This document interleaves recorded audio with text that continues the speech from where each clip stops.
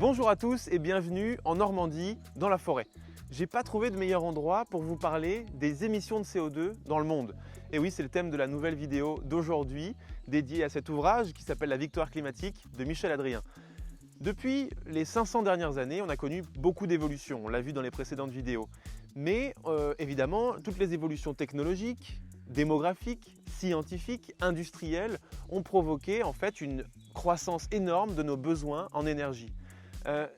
Quelles ont été les sources d'énergie principales et primaires depuis ces évolutions?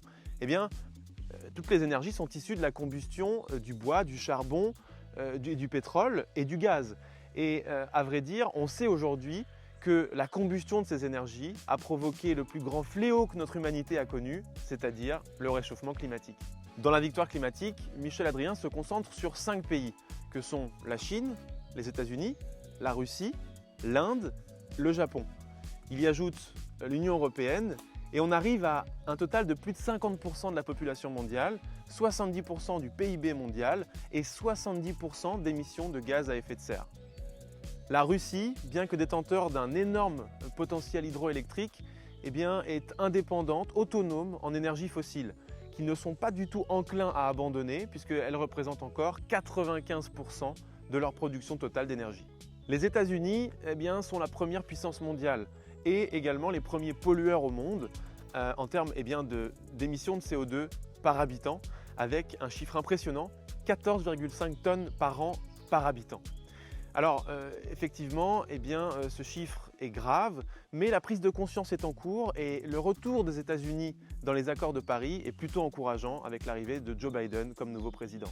Le Japon a tenté de sortir de sa dépendance énergétique, mais malheureusement ce pays a été refroidi par l'accident de Fukushima qui s'est produit en 2011 et reste un des pays les plus pollueurs de la planète en termes de consommation et d'émissions de gaz à effet de serre par habitant par an.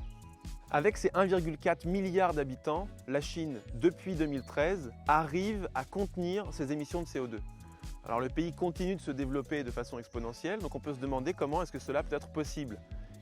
La Chine est leader mondial de l'hydraulique. La Chine est leader mondial de l'éolien terrestre.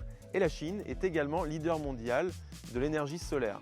Alors, c'est le pays qui consomme le plus d'énergie et qui est le premier émetteur de gaz à effet de serre au monde de par sa population. Mais c'est aussi le pays qui nous montre l'exemple de la transition énergétique.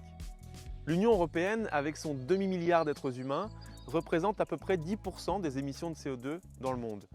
On sait que l'Union européenne a pour objectif d'atteindre la neutralité carbone à environ 2050.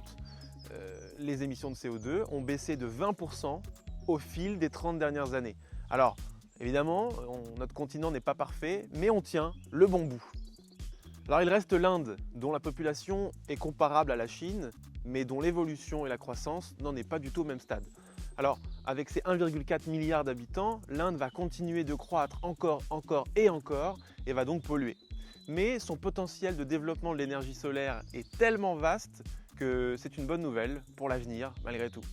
En conclusion, c'est un bilan très hétérogène que l'on observe lorsqu'on s'intéresse aux 6 plus gros pollueurs de la planète, avec des stades d'évolution, des décisions, des prises de position, des forces et des faiblesses très différentes. On se rend bien compte que tous ces pays-là n'atteindront pas la neutralité carbone dans les délais prévus par le GIEC à la moitié du siècle.